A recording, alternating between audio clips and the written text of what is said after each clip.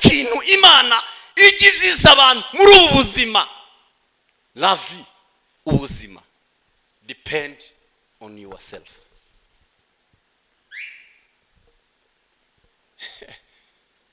Ishano ku buzima bw'umukristo ni ukubaho ubuzima budependinga kuri wowe. Ndabishoboye, no bikora, I have to no fata decision zanjye, no byikorera. Nibyo nta kintu tuvuge amen. Turi kumwe tuvuge haleluya. Umwana yigeze kumbaza arambwira ngo none ko Bibiliya ivuga ngo ibyo dusenga ngo Imana irabizi, kuki twirirwa dusengera iby'Imana izi? Why? Kuki kubera iki Imana kwiza ibyo dusaba, kuki nongera njya kujya kuyibwira ibyiza? Suko turusha. C'est le double travail. Ndimo ndakora double travail. Kubaza nka mwarimu, apana umunyeshuri. Mwarimu azabaza ibyazi, umunyeshuri akabaza ibyo atazi. None tujye kubwira Imana ibyizi. Muzi impamvu imwe nyamukuru igituma Imana ishaka ko dusenga kandi tugasenga ibyizi. Ndabisubira muri. Niba ari byo twarasize dusezeye bene wacu, tugasezera aba grand frère na banko na batantine, tugasiga tubabwiye ngo bye turagiye, kandi aho tugiye ntitugikeneye amaboko yanyu, tugira Imana iturengera. Bikeneye ko dupfukama tukiyiriza, tukabwira Imana ngo tuyobora inzira itubereye twebwe n'abacu n'ibyacu. Niba hari ikintu gikenewe muri ubu buzima ni ukuyoboza Imana. Niba hari ikintu gikenewe mu bahungu basiribateri ni ukuyoboza Imana. Niba hari ikintu gikenewe mu bakobwa ni ukuyoboza Imana. Icyo ndimo ndavuga muri mu muracyumva. Nta byago bibaho mu buzima nko gushaka cyangwa gushakwa n'uw'impanuka, umugabo w'impanuka, umugore w'impanuka. Nta byago nk'ibyo. Ariko bisa n'iki? Mpora mbabwira nkababwira ngo igihe cyose tuzasenga, igihe cyose tuzasirimba, igihe cyose tuzakora ibyo dukora, ariko bitazana influence, bitazana impinduka, byaba ari ibyo turimo turakora kubw'inyungu zacu, ibikozwe kubw'inyungu z'ubwami, ni ibikozwe kugira ngo bihindure abandi. Inyungu z'ubwami ntabwo ari ibyo umuntu ajya akora ngo bigume ari ibituruna autour de lui. Oya, inyungu z'ubwami ni iyo umuntu afite ibyo akora bibasha kubyarira abandi umusaruro. Pana Zaburi nshya. Turaguhimbaje Mana yo kwizerwa, tugushimiye neza n'urukundo rwinshi wewe wadukunze kuva kera. mwenye uwezo. Lesalo berita tima kaole banda twari validi. Imana tudafite Ashima amasezerano, kakole ba. twariho tudafite Imana rurema, ariko watwigije hafi. Warakoze Mana, warakoze. Izina ryawe rihabwa icubahiro. Vuge tukumve, mitima yacu irahagijwe, nawe wemere kuvuga twumva ijwi ryawe. Urakoze Yesu, urakoze. Izina ryawe rihabwa icubahiro. Mwuka wera w'Imana twahawe, vugana natwe mu izina rya Yesu, amen.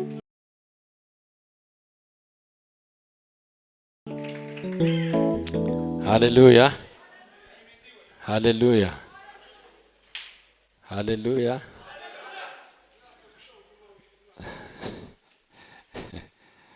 Ya, abantu baracyarushye.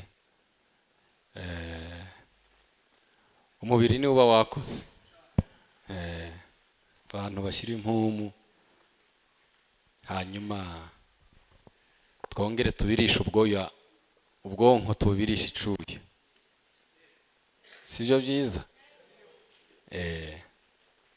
Imibiri ni ibyina, tukabira ibyuya, tuzajya tubirisha ubwonko nabwo bubiri ibyuya, twiga ijambo ry'Imana. Nibyo byiza.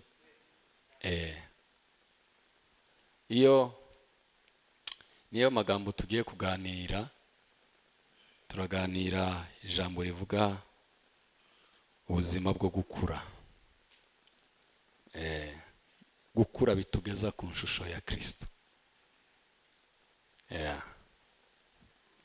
Ndabashimiye cyane abanaziri, mwemeye ko tubana. Imana ibahe umugisha. Ndiyo nagira ngo nitonde, ariko mwazanye aho kwandika cyangwa ntaho mwazanye? Ntitwasezeranye ubushize tukavugana ko ni ingaruka muzaba mufite aho kwandika? Abatahafite ko ntimwagize amakosa. Ndakira abantu b'inshuti zanjye nabonye hano. Freddy avuye Nairobi, Imana imuhe umugisha. Nabonye inshuti yanjye Tajiri sinzi niba horaza hano, sinzi impamvu batamwakiriye. Nabonye Barusha baje, n'abashuti banjye baje. Imana ibahe umugisha cyane. Mureke tuganire ijambo ry'Imana. Amen. Amen. Muracafite wa mwuka? Tuzamure ibiganza tuvuge cyane haleluya. Mwaka utangiye, mwuka yanganirije ijambo ryiza mu gitabo cya Ezra, ibice 8 umurongo wa 21. Ibice 8 mu gitabo cya Ezra umurongo wa 21. Narigize ijambo ry'umwaka. Nkunda Ezra kubera ubuzima bwa influence, ubuzima bwo kuzana impinduka. Mpora nkababwira ngo igihe cyose tuzasenga, igihe cyose tuzasirimba, igihe cyose tuzakora ibyo dukora, ariko bitazana influence, bitazana impinduka, byaba ari ibyo turimo turakora kubw'inyungu zacu, ibikozwe kubw'inyungu z'ubwami, ni ibikozwe kugira ngo bihindure abandi. Inyungu z'ubwami ntabwo ari ibyo umuntu ajya akora ngo bigume ari ibituruna autour de lui. Oya, inyungu z'ubwami ni iyo umuntu afite ibyo akora bibasha kubyarira abandi umusaruro. Pana Bibiliya iravuga ngo ntegekera aho kuri uwo mugezi Yahava, ngo ntegeka bene wacu ngo twiyirize ubusa. Ariko iri jambo ndarikunda. Ndimo ndavuga Ezra 8:21.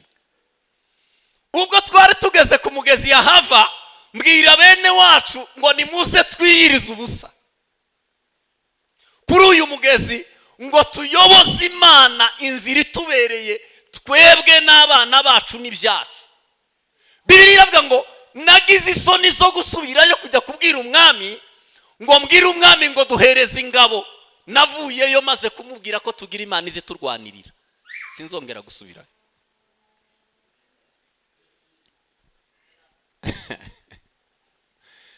Ezra yatahanye generasiyo ya gatatu bavuye mu bunyage. Ndabikunda cyane.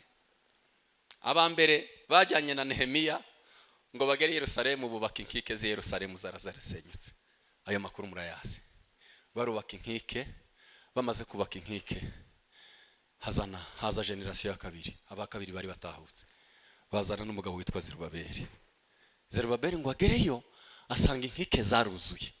Aravuga ngo natwe ubwo dutashe mureke twubake urusengero. Bubaka urusengero. Ariko urusengero rumaze kuzura, kuramya Imana kwari kutarazamo. Worship yari itaraza mu rusengero. Hanyuma abagatatu batashe batahana na Ezra. Ezra atahana generasiyo ya gatatu yari ivuye mu bunyage. Yagiye kurestoringa, kugarura kuramya Imana i Yerusalemu. ngo agereyo arababwira ngo hajya haba inzitizi. Ataragerayo bajya kugenda asiga abwiye umwami arababwira ngo mugiye gutaha. Baramubwira ngo turatasha. Sawa, isezerano ry'Imana yanyu n'igihe cyanyu cyo gutaha kirageze, nimutahe. Ariko ndashaka kubaha ingabo, ndashaka kubahereza ingabo zibaherekeze uru rugendo rwose kugeza mugeze Yerusalemu. Ezira arahindukira abwira umwami, aramubwira ngo nta magare n'amafarashi y'umwami dukeneye. Oya, tugira Imana iziturwanirira. Ibyo turi buhure nabyo mu nzira, tugira Imana iziturwanirira. Ingabo zawe uzireke. Ezira afata bene wabo ngo bagere iyo bakageraga, ngo barababwira ngo hari imbere hari abanzi, hari imbere hari abanzi, kandi hano inyuma musize muvuze ko nta ngabo mukeneye.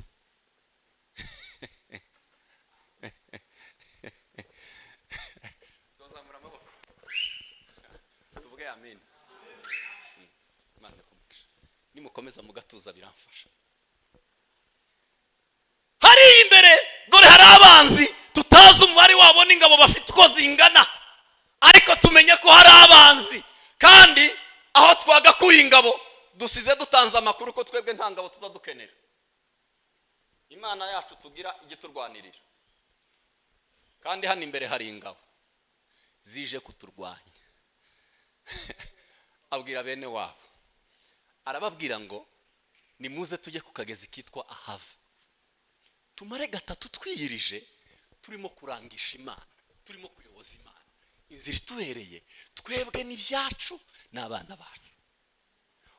Bibiri iravuga ngo kuko nagize isoni ngo zo gusubirira ku mwami, ngo njye kumubwira ngo aduhereze umutwe w'ingabo bagendera ku magare n'amafarashi, ngo nzomubwira ko ya Mana yacu yagiye. Size mubwiye ko dufite Imana, subireyo ndagerayo mubwire ko Imana yagiye. Namusezeye.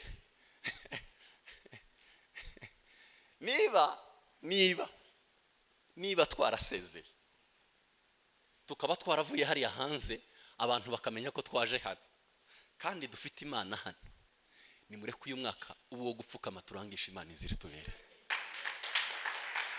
Ndabisubira muri niba ari byo twarasize dusezeye bene wacu, tugasezera aba grand frère na banko na batanti, tugasiga tubabwiye ngo bye turagiye, kandi aho tugiye ntitugikeneye amaboko yanyu, tugira Imana iturengera. Bikeneye ko dupfukama tukiyiriza, tukabwira Imana ngo tuyobore inzira itubereye twebwe n'abacu n'ibyacu. Niba hari ikintu gikenewe muri ubu buzima ni ukuyoboza Imana. Niba hari ikintu gikenewe mu bahungu basiribateri ni ukuyoboza Imana. Niba hari ikintu gikenewe mu bakobwa ni ukuyoboza Imana. Icyo ndimo ndavuga murimo muracyumva.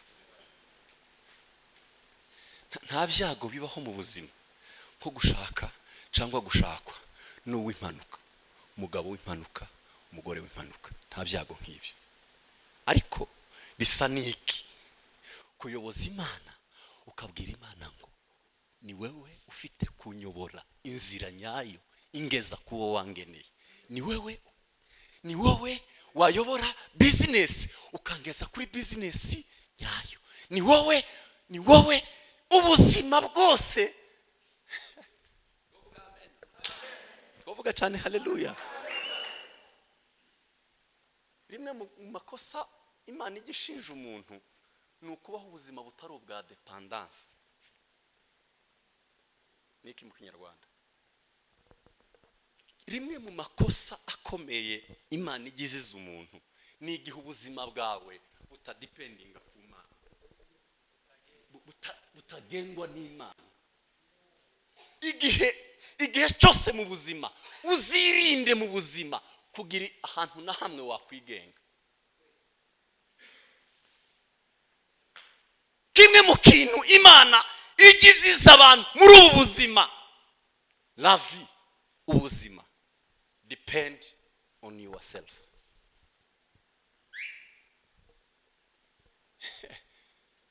Ishano ku buzima bw'umukristo ni ukubaho ubuzima budependinga kuri wowe. Ndabishoboye, nubikora, I have to nofata decision zanjye no byikorera nibyo nta kintu tuvuge amen turi kumwe tuvuge haleluya. Umwana yigeze kumbaza arambwira ngo none ko Bibiliya ivuga ngo ibyo dusenga ngo Imana irabizi, kuki twirirwa dusengera iby'Imana izi? Why? Kuki kubera iki Imana kwiza ibyo dusaba, kuki nongera njya kujya kuyibwira ibyiza? Suko turusha. C'est le double travail. Ndimo ndakora double travail. Kubaza nka mwarimu, apana umunyeshuri. Mwarimu azabaza ibyazi, umunyeshuri akabaza ibyo atazi. None tujye kubwira Imana ibyizi. Muzi impamvu imwe nyamukuru igituma Imana ishaka ko dusenga kandi tugasenga ibyizi, no kugira ngo tubeho ubuzima budipendinga kuri yo nubwo ibizi ariko igakenera musinde yayo. Oh God, ndadipendinga kuri wowe nubwo ubizi, ariko twerekane umutima, twerekane wa mutima kuko tutadepanda kuri twe. Kuko iyo turimo turasenga ntabwo ari uguhereza Imana les nouveaux informations, ntabwo tujya guhereza Imana amakuru mashyashya itarizi, ariko impamvu tubikora ibishaka ngo tuzi imbere yayo tuyibwire ngo nubundi byose nkeneye ni wowe, byose mfite ni wowe. Ubushize nababwiye ikintu, ndababwira ngo Kristo azaba byose dukeneye mu gihe yabaye byose dufite. Iyo Kristo atarakubera byose ufite, ntabwo azakubera byose ukeneye. Ibaye equation ndayisobanura neza. Turi kumwe? Tuvuga amen. Tuzamura ibiganza. Haleluya. Biri impossible, ntabwo bishoboka ngo Kristo abe ibyo nkeneye ataraba ibyo mfite. Ndagisubira muri mwe, ntibijya bikunda na rimwe ngo Imana ikubere byose ukeneye utarayigira byose ufite. Umunsi wayigize byose ufite ni nabwo ihinduka byose ukeneye. Ese bucumvikanye? Subire mwirinde rimwe. Amen. Tuzamura amaboko irinde rimwe. Haleluya. Iyo mu buzima nashatse kugira Kristo byose nkeneye, iryo ni isengesho ribaho tujya dusenga twese kandi ugahora ubyifuza, urimo urabwira Imana ngo ndashaka kumbera byose nkeneye Mana. I wish Mana niyo ndifuza kumbera byose nkeneye. Si isengesho ryiza? Ariko ntibizakunda kwiba byose ukeneye kugeza umunsi yabaye byose ufite. Kubera iki ibyo ufite ari ibyawe wenyine, ariko ibyo ukeneye ugakenera ko bibi byawe n'Imana. Unless banza ibyo ufite azaba byose dukeneye mu gihe ari byose dufite. Igihe ataraba byose dufite ntazaba byose dukeneye. Iby'Imana ni amahame, Imana ibyayo ni amahame. Reka tuganire kuri aya magambo. Luka ibice 2 umurongo wa 52.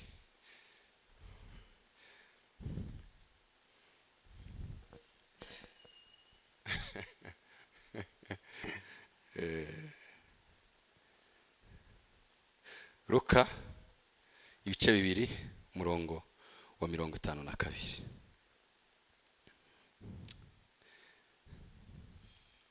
Kabiri 52, umva ko Bibiliya ivuga. Yesu akomeza kugwiza ubwenge, abyiruka ashimwa n'Imana n'abantu. Amen. Basubiramo. Yesu akomeza kugwiza ubwenge,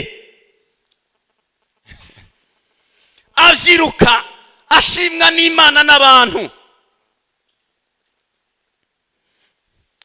Petero wa 2 ibice 3 umurongo wa 18. Petero wa 2 ibice 3 umurongo wa 18. Ahubwo mukurire mu buntu bw'Imana no kumenya Yesu Kristo umwami wacu n'umukiza, icubahiro kibice none n'iteka ryose, amen. Kansubiremo. Ahubwo mukurire mu buntu bw'Imana no kumenya Yesu Kristo umwami wacu n'umukiza, icubahiro kibice none n'iteka ryose, amen. Ndababwira ubuzima bwo gukura butugeza ku nshusho ya Kristo. Ubuzima bukura ibyo dushaka byahishwe mu byo dushakwaho. Ibyo dushaka byahishwe mu byo dushakwaho. Umenya amahame y'ibyo ashakwaho niwe wabonye ibyo ashaka. Utaramenya ibyo ashakwaho ntajya abona ibyo ashaka. Amahame atugeza ku byo dushaka ni ukumenya ibyo dushakwaho. Uhishuriwe ihame ryo kumenya ibyo ashakwaho niwe ubasha kubona neza. Iyo ugize amahirwe ugahishurirwa ibyo ushakwaho, uba uvumbuye inzira, uba ubonye umuhanda ukugeza ku byo ushaka.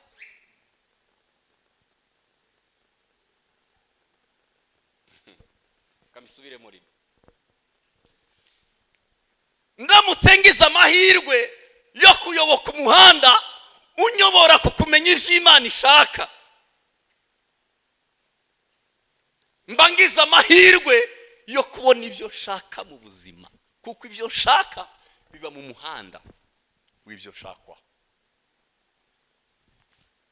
N'ubu ntabwo murumva, ndasubira muri impamvu tuvuga gukura. Ndababwira profi, inyungu ziba mu gukura, spiritual growth, gukura mu buryo bw'umwuka. Hanyuma muri uko gukura kukatugeza ku nshusho y'Imana, ku nshusho ya Kristo.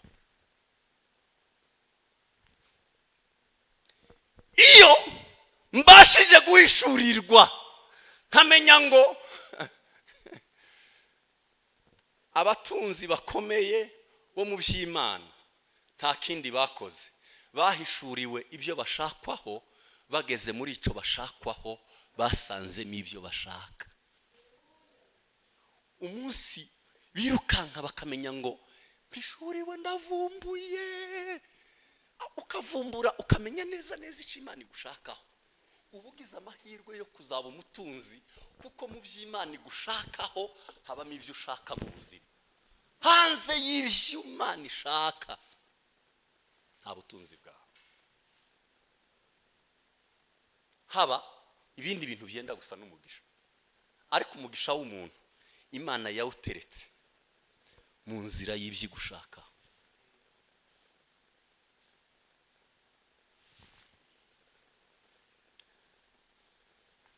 Gukura, ndabaha definition zigera muri 5 zivuga ku gukura. Kuva ku rwego rumwe ukajya ku rundi rwego. Gukura ni icyo. Iyo umuntu arimo arakura, it's from stage, ni ukuva ku rwego, ni ukuva ku mwana uvutse, yamara kuvuka bwaca mugasanga karakambakamba. Hari urwego yavuyeho, hari n'urundi yagiyeho.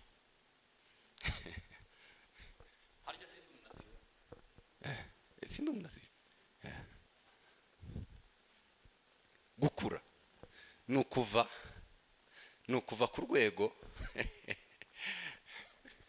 Mureke mbabwize ukuri, sinzi aho naza mbwira ubushize niba ari mwebwe hano. Nta kintu kibi nanze muri iyi minsi ko kubaho twifuza ubuzima bwa kera, twabayeho mu mwuka. Nta kintu nanze k'ubuzima bwa kera bwo mu mwuka. Ni nk'umwana urangije kaminuza akavuga ngo ndimo ndifuza ngewe wo muri 6e primaire, kandi arangije kaminuza afite lisansi. Niba hari ikintu nanze, niba hari ikintu kinteye agahinda, n'abarokore barimo barifuza ubuzima bwa hariya muri 2020 na kangahe, muri 2010 na kangahe na 5 cyangwa na 10, mu buzima bwa 2010, ariko muri 2010 twari mu mwuka. Iyo ndimo ndifuza ubuzima bwa 2010 muri 2022, ubwo ni ukuvuga ngo ndi inyuma ya 2010. Ubu uri nka 2008.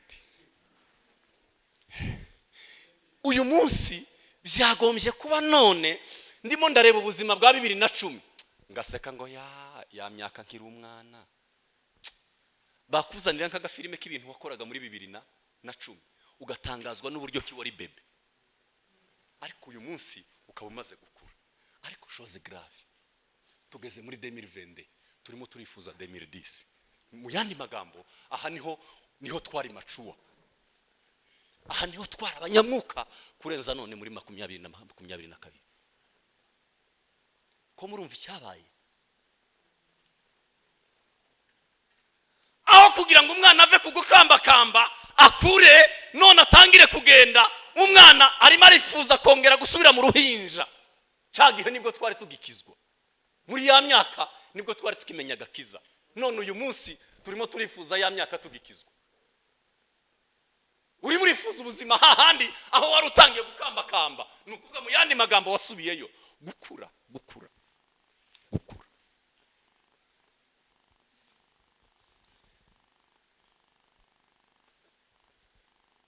Ni urwego umuntu avaho ukajya ku rwego rwisumbuyeho. Ni ubuzima bwo guhishurirwa gakeya ukajya kuguhishurirwa cyane. Ni ubuzima bwo kumva Imana bukeya ukaba wumva Imana cyane.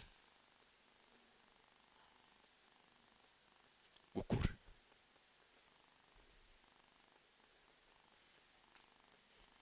Nibi kabasemina n'amateraniro ya nimugoroba se poranyisa bikabura. Gukura ni manière de transformation, ni uburyo bw'impinduka. Definition ya kabiri. Gukura ni uburyo bw'impinduka, manière de transformation. Umuntu iyo arimo arakura hari transformation igibaho. Timubizi se? Iyo umuntu arimo gukura hari uburyo, hari impinduka zibaho, haba ku muntu mutoya cyangwa haba ku muntu mukuru. Iyo umuntu arimo arakura asaza, imvi zitangira kuza mu mutwe, uruhara rugatangira kuza. Iyo umuntu arimo arakura ari umwana, hari ibimenyetso bijya biranga umuntu urimo gukura, transformation. Tukabona umuntu hari impinduka iri miraba. Iyo transformation ibaho mu buryo bubiri.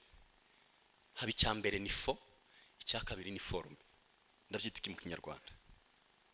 Ni impinduka z'inyuma nicyo bita fo, hanyuma nicyo bita forme. Hanyuma fo by'imbere, impinduka z'imbere, impinduka zo mu bitekerereze, impinduka zo mu mutima. Iyo umuntu arimo gukura habaho transformation, habaho impinduka za fo na forme. Habaho transformation de fo, transformation de forme. Iyo umuntu arimo gukura, murabona nk'uko kwanjye mfite metero 2. Iyo umuntu arimo gukura hariho gukuza kino gihagarara, ça c'est la forme. Ariko hakabaho no gukuza hano, c'est le faux. Gakuza fo ni uburyo bw'impinduka itagaragara kuri kote imwe gusa, fo na forme. Zamura amaboko. Haleluya.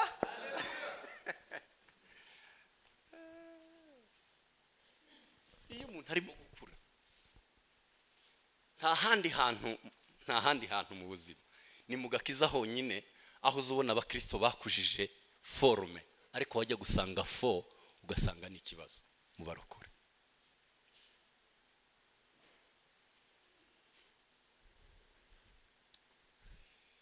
Uzi kumara imyaka 20 dusirimba, dore ko dukunda gutanga amakomantere, umuntu akaza kuvuga ngo turasoma, ngo agatanga komantere ngo urwandiko ngo Zaburi yandikiye Yesaya.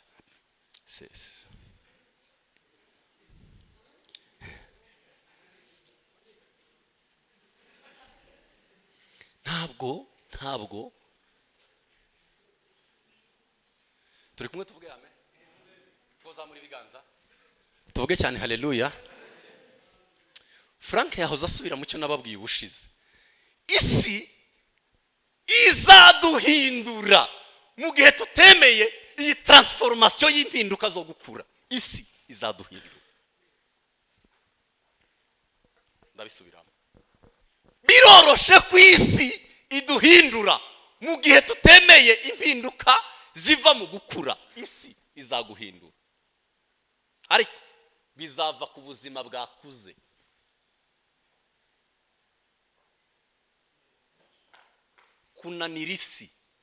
kunanira isi ni ukuba gusa umukristo ukuze, nta kindi.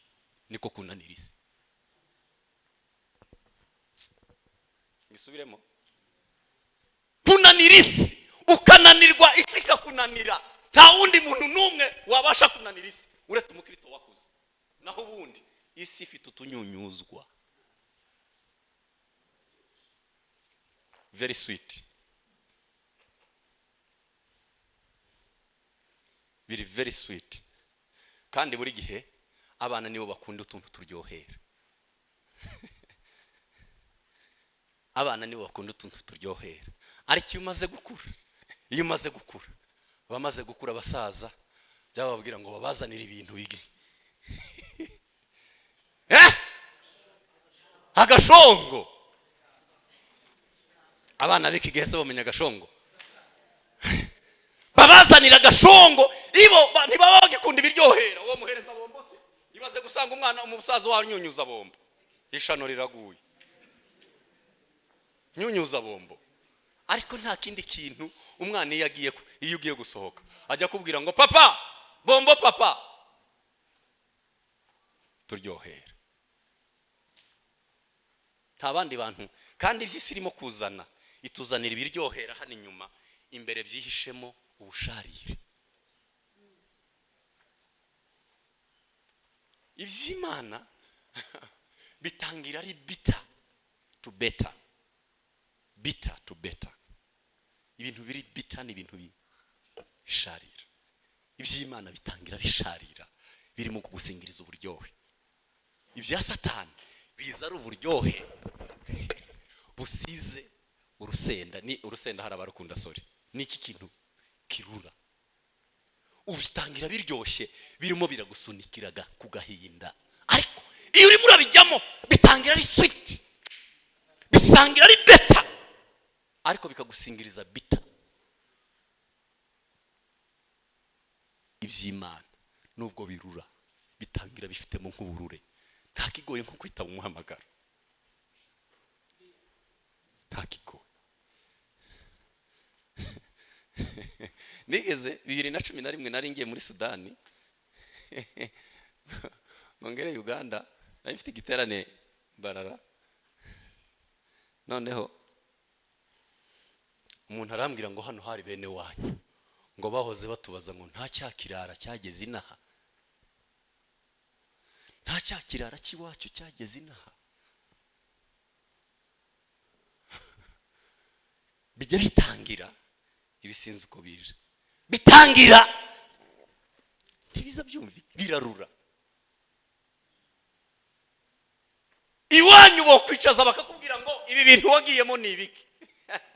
Ari kintu kigeze kunangaza datanga cha. None bazicaza umuhungu waraye mu kabare iwabo bamwicaze bamubwira ngo ibiwagiyemo ni ibiki.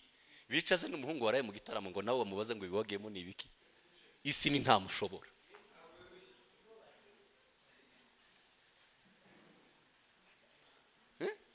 Umusore narara mu kabari bamwicaze bamubwire ngo Ruhana ibiwagiyemo ni ibiki. Ubireke. Nurangiza uje mu gitaramo. Twama turara muri hehe cyangwa twicaye turi kuganira muri y'Imana. Utahe wahwereye warusha. Bakwicaze bakubwire ngo ibiwagiyemo ni ibiki fra. Isi ni kwimeze. Bitangira.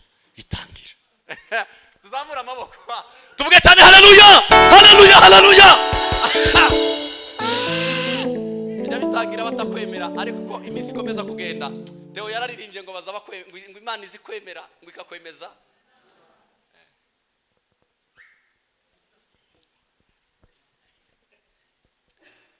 Iyo turimo turakura n'urugendo rw'impinduka, kandi impinduka ziba mu bitekerezo. Uko umuntu akura ukabona igihagararo cyarakuze, kankomeze hajya gutinda ku kintu kimwe cya gatatu. Gukura ni urugendo rwo gusa na Kristo. Gukura iyo ndimo ndakura ni urugendo, mba ndi mu rugendo dore Kristo, ariko mba ndi mu rugendo rwo kugira ngo ndusheho gusa na Kristo. Bucize narababwiye ngo nta muntu ujya wiyita umukristo, nta muntu ku isi ujya wiyita umukristo. Izina umukristo ntabwo ari izina umuntu ajya yiyita, ni izina abandi bakwita iyo barimo barareba ishusho yawe uko ukomeza gusa na Kristo, bakageraho bakavuga ngo yo, tuvuge amina. Iyo abantu barimo barakureba bagafata decision, ubwo barimo baragenda muri Antiokiya ngo barabareba amagambo yabo, baravuga ngo yewe dore nibyo bavuga, dore nuko barimo baragenda. Abantu ngo baravuga ngo nukuri n'aba Kristo. Apana, bo sibo biyisa aba Kristo. Ntabwo ari izina umuntu ajya yiyita. Nabakureba bazavuga ngo nukuri ni umukristo iyo barimo barabona ishusho yawe uko ukomeza gusa na Kristo, hanyuma bagafata decision, bakavuga ngo haki yozagara n'umukristo. Apana, sibo wabyiyise, ariko barimo barareba ishusho ye. Ibyo rero, iyo shusho yo gusa na Kristo iva muri rwa rugendo rwo gukura no gukomeza kugwiza ishusho ya Kristo.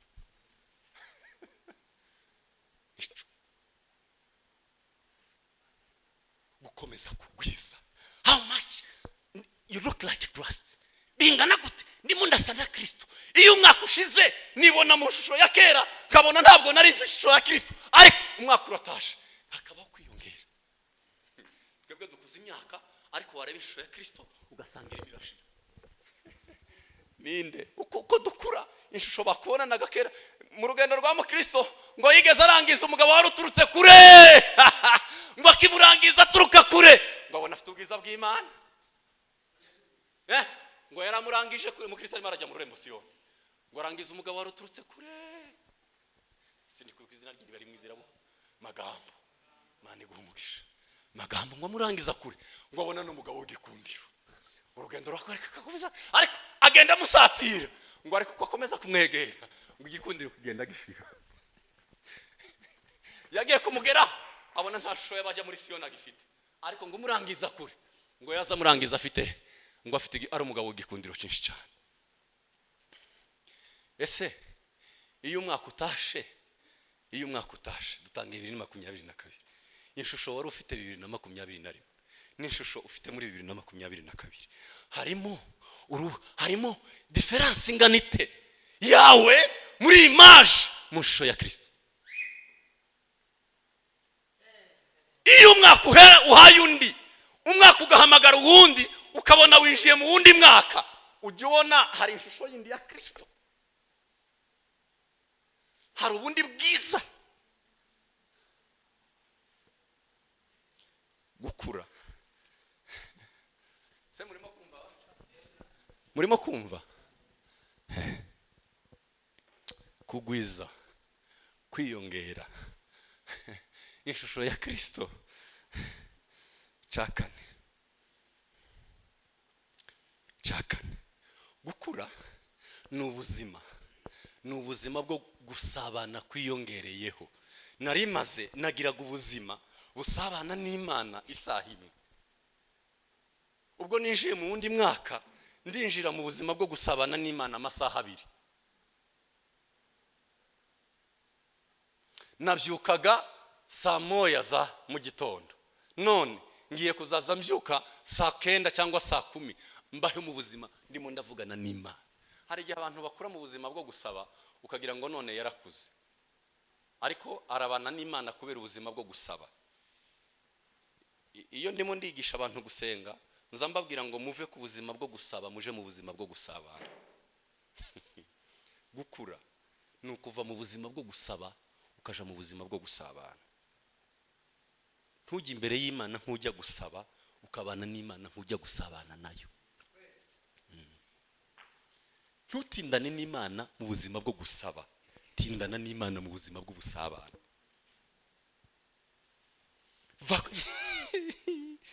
Ndatangaye no kuri kw'Imana. Ese twovuga amen, twobivuga tuzamuye ibiganza, tuvuge cyane haleluya. Iyo ntabwo tubana n'Imana nk'abajya gusabayo, guhora dusaba Imana ukagira ngo none warakuze. Ubuzima bukuze umukristo ni ubuzima bwo gusabana, pana ubuzima bwo gusaba.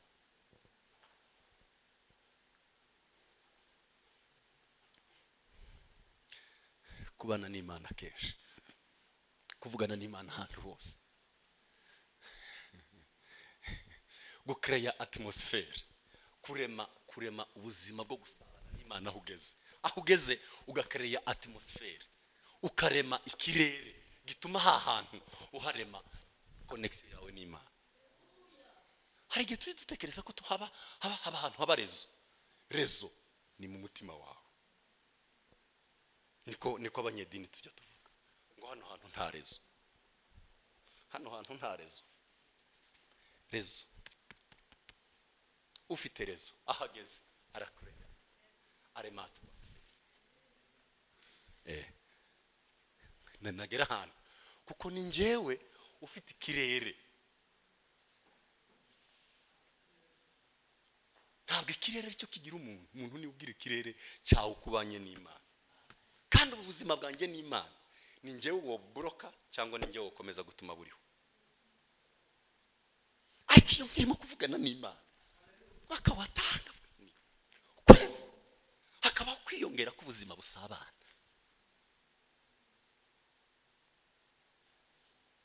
Iyo mutekereza ntabwo bajya babwira amakuru y'abagabo ngo umugabo akagenda aravuga ngo reka mari saha imwe ndimo ndasenga, isaha imwe senge,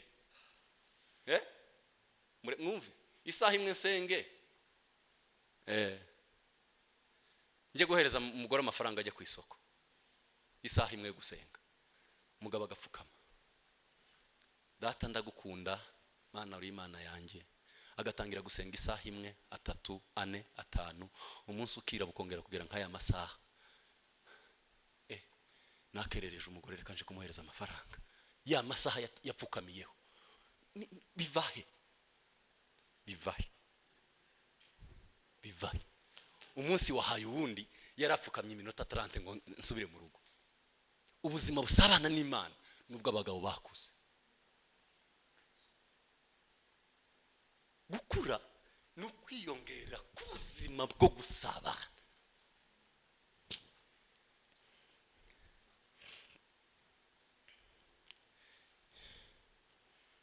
Cyagangahe sinzi, cya gatanu. Ndasubira kuri cya kindi nahereyeho. Gukura ikizakubwira umuntu wakuze, ubuzima bwe bwose budipendinga ku Mana. Ese wowe ntacyo wakora utabwiye Imana? Ese wowe ba Dawidi bajyaga gukora ikintu cyose bakavuga ngo reka tujye kubaza Imana. Buriya buzima bwa dependance, buriya buzima butigenga, buriya buzima bugengwa n'Imana, n'abagabo baba barakuze. Reka mbaza Imana, reka tubaze Imana. He depend on God mu kintu cyose. Ntagira izaza akora nkawe. Ubuzima bwe bwose bwarundukiye mu Mana, icyakoze cyose Mana. Ibi bintu nibyo tubaza Imana. umuntu agizwe n'ibice bitatu. Umuntu agizwe n'igice cya mbere cyitwa umwuka, igice cya kabiri cyitwa nikinda niyo ndakura mu Kinyarwanda ubugingo soul. Hakaza igice cya gatatu cyitwa umubiri. Hanyuma mu bugingo habamo ibintu bitatu, mu bugingo habamo emotion, will and mind. Amarangamutima n'imitekerereze n'amahitamo. Nibyo ni ibintu bitatu biba mu gapfunyika kamwe kitwa ubugingo. Iyo Mwuka Wera yageze mu bugingo, ujya guhitamo ugahitamo nk'uko mwuka wera ashaka, kuko c'est bien lui l'influence de l'âme. Niwe wafashe influence muri ame ni iyo umuntu ayoborwa n'umwuka wera w'Imana, iyo mwuka wera w'Imana ubundi urugamba rubaho. Hari ikigisho ndimo ndategura kivuga ngo urugamba rwa mwuka wera na n'umubiri. Ndimo ndagitegura. Iyo mwuka wera arimo aragwana na kamere, baza barwanira igice cyo hagati cy'umuntu cyitwa soul, ubugingo. Intambara ya kamere na mwuka wera barwanira ubugingo, kuko iyo kamere yaje mu bugingo, umuntu ahitamo nkuko kamere ishaka, umuntu agatekereza nkuko kamere ishaka, umuntu agahitamo nkuko kamere ishaka, kuko kamere yamaze kuza mu bugingo. Iyo mwuka wera nanone yaje mu bugingo, umuntu azatekereza nkuko mwuka ashaka, agahitamo nkuko mwuka wera ashaka, amarangamutima ye akaba ameze nkuko mwuka wera ashaka. Kubera iki? Mwuka wera yaraje mu bugingo. Urugamba rubaho rero rwa kamere na mwuka wera baba barimo bararwanira ubugingo. Narababwiye ngo ibyo dukora inyuma ni itegeko ry'imbere. Ibyo umuntu akora inyuma ni itegeko ry'imbere. Burya nubona umuntu arimo aragenda, zananga gutanga ingero kuri bashiki bacu, nubona umuntu arimo aragenda nyine akagenda hano inyuma, akabona buriya si hano inyuma ntahabaho, ni itegeko ryavuye imbere. Menya ngo mu bugingo bwe ire influencé par qui? Ninde ukontorora mu bugingo, aho umuntu agirira amahitamo, aho umuntu agirira amarangamutima, aho abimitekerereza. Aho hantu ninde uhari? Uwo muntu uri aho hantu ni uzi utuma iby'inyuma, ni uzi uyobora iby'inyuma. Hano dukora ibivuye mu itegeko rya hariya hantu.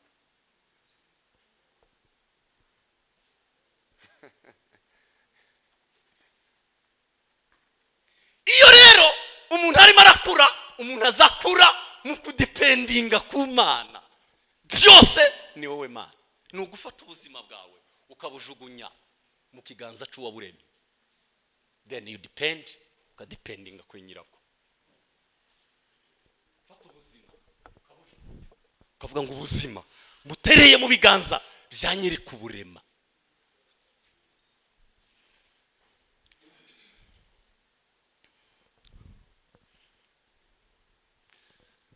Nahoze ngira ngo sintinda, reka mbabwire ikicanditswe twasomye muri Luka ibice 2 umurongo wa 52. Ibice 4 umuntu ajya kuramo. Umuntu ajya kura mu bice 4 byanditse muri Luka ibice 2 umurongo wa 52. Nibinkundira mbabwire ikijya gikuza umuntu, ko tuvuga gukura, ese umuntu akuzwa niki? Bujya buca umuntu bugaca yakuze repreza, buza buca umuntu cyangwa umuntu habaho fact, habaho ibintu bijya bikuza umuntu, cyangwa ni mugakiza umuntu habaho gusa gakura. Mwemurekeye umuntu habaho gakura gusa, cyangwa hariho facteur. Iyo umuntu atuvuga ngo gukura mugakiza dukuziki, ni ibice 4 umuntu ajya kuza. Icambere ni aspect physique, igihagararo. Icya kabiri ni aspect mental, gukura mu mitekerereze. Icya gatatu no gukura muri vie sociale, ubuzima bwo kubana n'abandi. Icya kane ni ubuzima bwo kubana n'Imana. Ni ibice 4 umuntu ajya kuza. Kambisubiremo. Iyo tuvuga ngo umuntu wakuze arico kigero ciza cyo gukomeza gusa na Kristo, umuntu ajya kuza ibice 4. Uwo mwana arabyiruka, siko Bibiliya yavuze, uwo mwana arabyiruka nawe agira maturité, arakura, akuza igihagararo, yarabyirutse nk'abandi bana, agwiza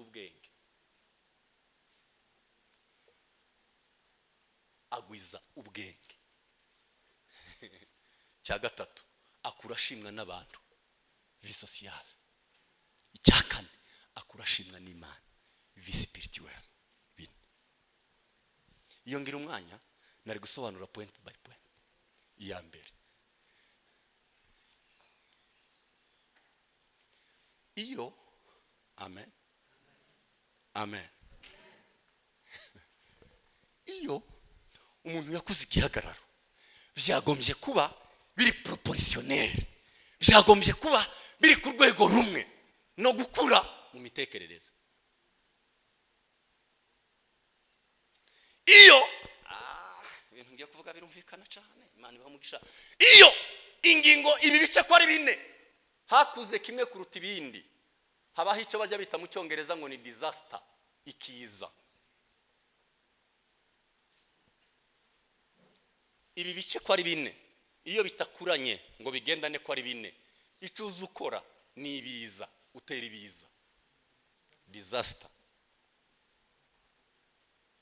Niyo mpamvu uzi usanga abantu bakora amarorerwa hano. Uzi impamvu bya bice ko ari bine igihagararo n'ubwenge n'imisabanire n'Imana n'abantu ntibiresha. Kuba bitaresha azafata microphone akikorera amaboko. Ariko wakujije dimension ko ari zine ari mire n'umugabo. Uzuja gukora ibyo ugiye gukora ubwenge bukakubwira ngo stop, kuko umwuka niwe umwuka uzucecekeshwa n'ubwenge, kandi ubwenge bw'Imana.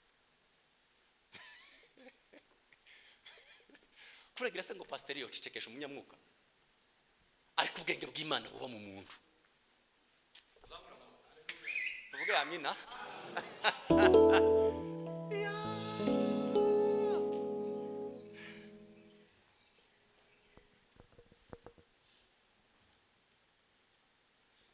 Igenzongera kugaruka zababwira icyanditswe kiri muri Yesaya kivuga ngo umwuka w'Uwiteka azaba kuri we. Akamaro ka mwuka wera: umwuka w'Uwiteka, umwuka w'ubwenge, umwuka wo gutinya Imana, ni imyuka igera muri 7 yanditse mu gitabo cya Yesaya.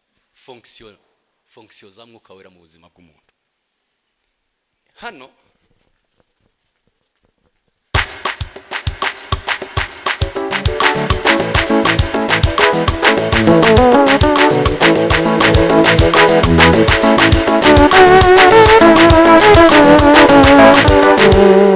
no kuzura umwuka bene uyu nguyu utabaho. Iyo maze kuzura uwo mwuka neza, maze kuzura neza ubwenge buri muri nge bujya bumbwira ngo Pana Frank, uwo mbwira ndi muri uwo mwuka kwama ngusimbira mu bitugu, kandi justement umwuka w'Imana, ariko wagombye kubujyana n'ubwenge. Ubwenge buri muri we bukakubwira ngo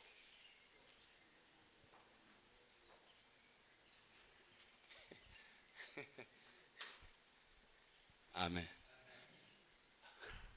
Iyo rero umuntu yakuze, nababwiye ngo iyo wakujije igice kimwe ibyo ukora ni ibiza, bijya bitera ibiza.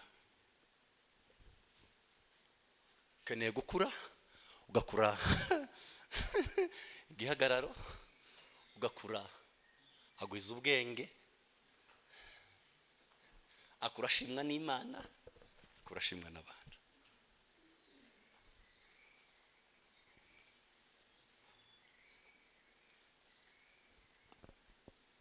Niki gukuza igihagararo? Niki kwita kuri uyu mubiri? Uyu ni urusengero rwa mwuka wera. Dukuza umubiri tukawitaho, tukawungabunga kubw'impamvu zuko ari ucumbikiye mwuka wera.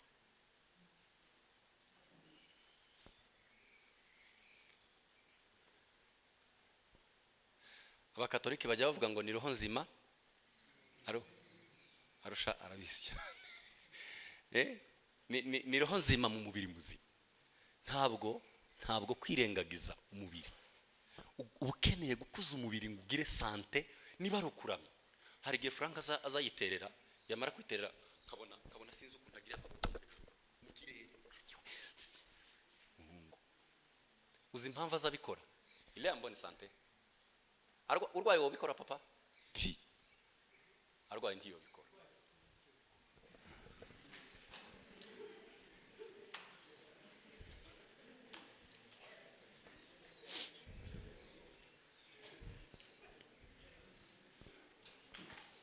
tuzamura amaboko tuvuge cyane haleluya. Ngiye gusoza. Hanyuma uyu mubiri uba ukeneye kuba muzima kugira ngo bwa bwenge na wa mwuka akorane n'uyu muntu muzima. Gukuza ubwenge nkora mbibabwira, Imana igihamagara basa n'igihe. Imana ihamagara basa n'igihe. Mu gihe cy'inzozi Imana ihagurutsa abasobanura inzozi, kuko isi iteye, isi iri under control y'abantu basobanura inzozi. Ico gihe Imana ihagurutsa abameze buzuye ubwenge bwo gusobanura inzozi. Mu gihe cy'isi y'ubwenge na tekinoloji Imana ikeneye guhagurutsa abanyabwenge buzuye ubwenge bw'Imana.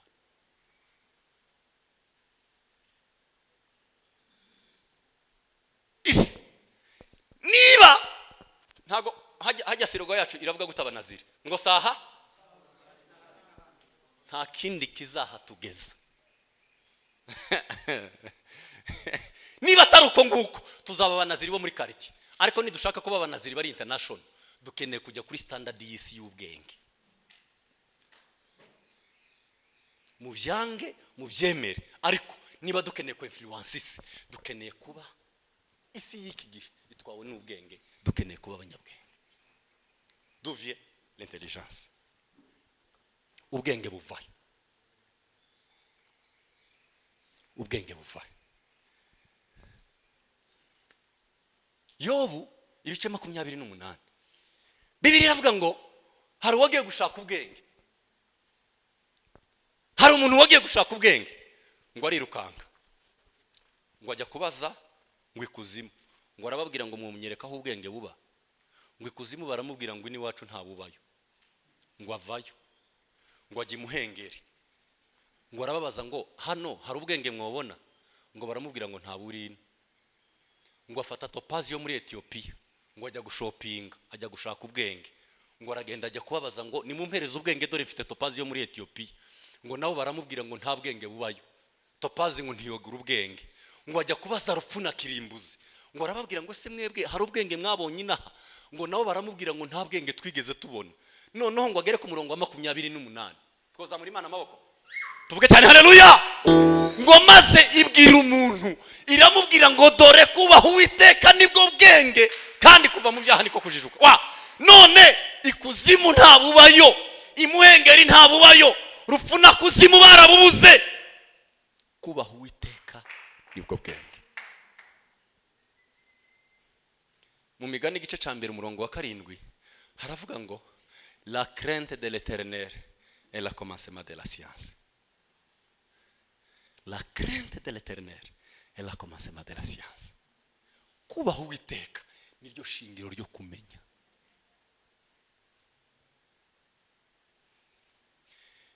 Iyo rero turimo turakura biradusaba kugira ubwenge, biradusaba kugira ubuzima bw'ubusabane n'Imana bwuzuye, biradusaba kugira ubusabane bw'abantu, kuko nitwe kiraro kibahuza n'Imana. Iyo abayumbe tuvuye mu minsi 5 y'amasengesho, iyo tuvuye mu minsi 5 cyangwa 1 cy'amasengesho, tuza abantu turimo kubigizayo, kuko bo nabanebwe. We nebwe girayo nebwe, mwebwe muri banebweri, twe tuvuye Kanyarira. Iyo ugize Imana ugakura ukaba umaze iminsi uri murasenga, ukeneye kuzana abantu bahuze na Kristo, kuko niyo ntabwo ari ukwigizayo abanebweri, ntabwo ari ukwigizayo abanebweri. Mpora mbabwira uyu murimo bavandimwe, torero ry'Imana, ministere z'Imana, ibyo dukora niba atari byo kuzana abantu kuri Kristo, umurimo wacu ni imfabusa. Niba amasengesho yawe adashobora kurehereza umuntu ngo aze kuri Kristo, narababwiye ngewe, ndababwira ngo mu gihe cy'ububyutse, iyo ububyutse bwaje abarozi bahunga abanyamwuka, iyo ubunebwe bwaje abanyamwuka baza bahunga abarozi. Mwamubona muvuye mu masengesho mugakebereza ngo araketse. Koma abantu bavuye mu masengesho kwiyiriza iminsi 3 b'abanyamwuka babona umuntu uketse bagahunga, ni igihe cy'ubunebwe. Ariko igihe cy'ububyutse nta munyamapepo uzukandagira mu materaniro. aza bareba bano bahungu akavuga ngo we akavuga ngo bano bahungu baraketse ntiyobegera nosha uyu muriro bafite se no wegera. Ariko iyo ubunebwe bwaje twaje gucya kubegera nitwe tuba duhunga. Ubu dusigaye tubona umukecuru twese tukirukanga, abakecuru bose twabagize abarozi. Kubera iki tubahunga? Muzi impamvu nuko hariho karanse y'ububyutse. Ariko mu gihe cy'ububyutse, mu gitaramo cy'ububyutse, hari umugore uteruka hariya afite quelque chose hariya mu gihe cy'ububyutse, igitaramo cyadume bien hariya kibikunda. Nigeze kubona abana biwacu Fidesi ntarahagera, abana biwacu Kabingo barasenga bari mu gitaramo mu butayu. Twazamura amaboko tuvuge cyane haleluya. Apana bene ingibi bafite igitaramo bien, hibesha haza abagore babiri b'abarozi babiri. Ibyababayeho sino bibabwira, mubareke bazi mu gitaramo cy'abanyamwuka baje bahoze bikuramo imyenda ngo barimo barashya. Umugore akikuraho ibitenge n'amabaka ashaka kumwambika akababwira ngo ni mureke kujya ndimo gusha. Waje mu muriro, hari wakuzanye, niko igitaramo kiza kimera cy'abanyamwuka.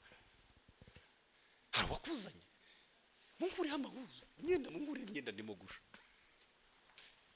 Ariko twebwe tuba tugera mu gitaramo ngo hari uwakiziritse, we akiziritse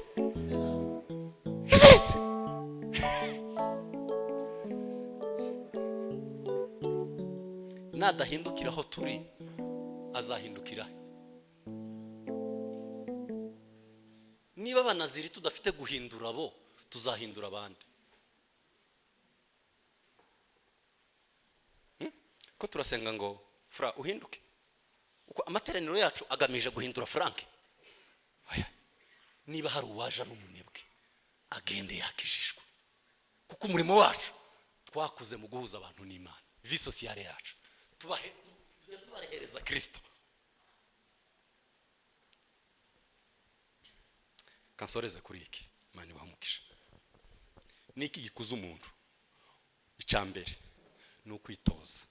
Paulo yandikiye Timoteyo aramubwira ngo kuko kwitoza kugira gute? Kwitoza ku by'umwuka. Burya iby'umwuka biritozwa, ntabwo byoca ngo ube umusupure mu gusoma Bibiliya no kumva Bibiliya. Birasaba kwitoza. Burya gusenga birasaba kwitoza. Imyitozo. Niba umukinnyi abasha kwitoza agatera umupira neza, agatera penalty, akamenya uburyo bwo kucenga n'amacenga n'ibindi, imyitozo. Kubera iki tutabyitoza?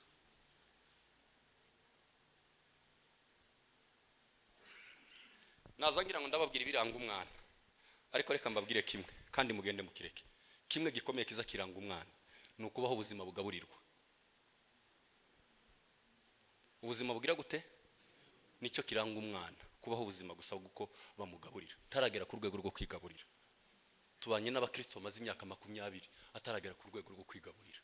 Ategereje ibyiza hano mu banaziri, ariko yatashe nta funguro ry'iwagira. Icumba cye ntikiza amahombe, icumba cye ntikiza Bibiliya irambuye. Abaho ubuzima bwo gutegereza gusa ko bamunombera bakagaburira, bakanomba bagahereza, bakanomba bagahereza. Tie encore petit. Kuko ukeneye gukura ukagera aho usoma wenyine ukarira cyangwa ugaseka, ariko uri muri gaburira wenyine. Ivyo barabyitoza, nivyo umuntu ajya yitoza. Ubushize narababwiye ngo umwarimu wo gusenga yitwa gusenga. Nta wundi umuntu uzavugisha umuntu gusenga, no gusenga. Umwarimu wo gusenga yitwa gusenga. Gusenga niko kuza kwigisha umuntu gusenga. Umwarimu uzoshira umuntu ku ntebe y'amasengesho kakwigisha gusenga yitwa gusenga. Ibi rero umuntu yitoza gupfukama. Hari abatubwira ngo dupfukame iminota 3, wekera kabararusha. Abandi bazapfukama amasaha 5, abandi bazapfukama isaha atarava ku mavi. Barabyitoza. Nukwitoza. hari abandi ngo bazasoma Bibiliya bagasinzira. Uzutangira iminota ya mbere usinzira, wasoma chapitre imwe ugasinzira, ariko bwacu kumva ufite inyota yo kumenya igitabo kimeze gute. Ndasoma Matayo, wasoma chapitre zibiri, iya gatatu Yohana yaragiye kuvuga iki, wasoma iya gatatu Yesu ko yaraje yaragiye kuvuga iki, wasoma iya gatanu ko yaratangiye kuvuga abahiriwe yavuze iki. Bajya babyitoza. Umuntu azakuzwa no kwitoza. Imyitozo nizi kuza umuntu. Twitoza gusenga, twitoza gusoma ijambo, twitoza ubuzima bwa Gikristo no kwitoza. None tubireke.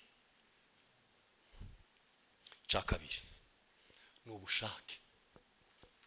Ntabwo dukura ari uko Imana yadufashe ku ngufu, dukura ari uko njyewe nabigizemo ubushake. Ndabahereza urugero rumwe. Nuko iyo umwana avutse, umwana mutoya, iyo avutse azatangira kwigera imyenda ya papa, umukobwa agatangira kwigera imyenda ya mama. Mujya mubibona? Kiriya kiba kivuze ngo uyu mwana afite mentalite, arifuza maturite. Yego, uyu mwana arimo arifuza nawe kuba yoba umuntu mukuru, agatangira kwigera ibintu bimuruta. Afite ubushake bwo gukura. Inkweto za papa arimo gushiramo, amakoti ya papa arimo gushiramo, ibitenge bya mama. Kubera iki?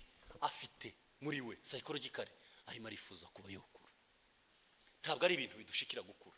Umuntu arabyifuza akabiharanira. Ushize narababwiye ngo iyo umuntu ahagaritse ubuzima bw'igitambo, ubuhagaritse ubuzima bwa success. Buri gihe success mu buzima ibanzirizwa na via sacrifice. No success without sacrifice. Nta butsinzi na bumwe ubasha kugeraho butabanjirijwe n'ubuzima bw'igitaha. Ubushake, kubishaka. Cya gatatu, umuntu akozwa n'ibyo arya. Ibyo umuntu arya bituma umuntu akura. Ntabwo kubaho umunyenzara, umwana utarya ashobora gukura. Niba abantu bararwaye bwaki mu mwuka, ugasanga abantu barazingamye, ntago akeneye amavuta yo kwisiga. Umwana warwaye bwaki mwamusiga amavuta umusatsi ugacuramuka. Iyo umwana yarwaye bwaki ntabwo bazamusiga amavuta ngo uruhu rukunde rube neza. Oya. Nubwo wajya muri Amerika ukagura amavuta meza cyane, ntabwo umuntu warwaye bwaki ikibazo cy'indyo asigwa amavuta, aragaburirwa. Ibijya muri we bigahindura hano inyuma. Ibyo turya bifite influence ku mikurire yacu. None muratekereza ubu ngubu abantu barabowiringa, turatangira kuganira ijambo ry'Imana ngo tunaboweka abantu ngo none reka mbabwire inshuti zanjye, turi kumwe tuvuge amina, twavuga cyane haleluya. Niba hari ikintu kibi kibaho mu buzima bw'umwana ni ukutagira priority. Narakibabwiye ubushize, kubaho mutagira priority. Twagombye kuba mu kabiri tugira priority, tugasirimba tukaririmba ni korari babihozaga bakaririmba, ba Alex na bafe bakaririmba, ariko tukavuga ngo priority yacu ni iyi. Kandi iyo priority niyo tugiye kugira foundation, niyo tugiye kugira urufatiro.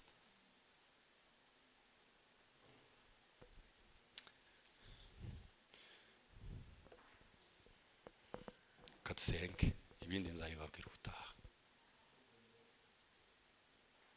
Kuva ku rwego rwo kuba umwana tugakura ngo dushikire ishusho ya Kristo. Nitumara gukura ntabwo tuzajya twita ku byo Imana idukorera, tuzatangira gutekereza kuco dukorera Imana. Iyo umuntu amaze gukura ntajya atekereza ko Imana imukorera, azatekereza kuco akorera Imana. Iyo umuntu amaze gukura, iyi myaka mfite, ntabwo nkijya imbere ya papa ngo mubwire ngo papa urampereza iki. Njya imbere ya papa ndimo ndatekereza ngo se niki ndi bujyanire papa, niki ndi mumuhe. Iyo Kiriki agiye i Butare azagenda ntasakigira, ariko azagenda avuga ngo mama ndamushira iki. Muzi impamvu arimo aratekereza ngo arashira iki mama? Please, impamvu arimo aratekereza ica ashira mama ntabwo ari ikindi kibazo. Amaze gukura ni umuntu mukuru utekereza ica ashira, ntabwo akirimo gutekereza icyo mama mumarira, waratekereza icyo amarira. Iyo tumaze gukura mu mwuka ntabwo tuba dutekereza icyo Imana idukorera, tuba dutekereza ngo se twebwe niki dukorera Imana. Ariko umuntu akiri umwana ahora atekereza ngo Imana ikorera bombo papa shikarete papa. Turacyari abana batekereza icyo Imana idukorera. Ariko iyo tumaze gukura ujye utekereza ngo moi qu'est-ce que je vais faire, njyewe niki ngomba gukorera Imana. Mwami Yesu turagushimiye, izina ryawe ryubahwe. Ni wewe Paulo yaranditse aravuga ngo nkiri umwana natekerezaga nk'umwana, nagendaga nk'umwana, ariko maze gukura maze gukura natangiye guhindura ibitekerezo byarahindutse maze gukura.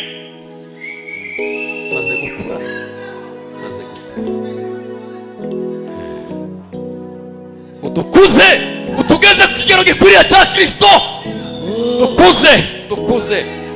Dukure mu kukumenya, dukure mu kukumva, dukure mu gusabana nawe, dukure. Urakoze mwana w'Imana, tuguhaye icyubahiro.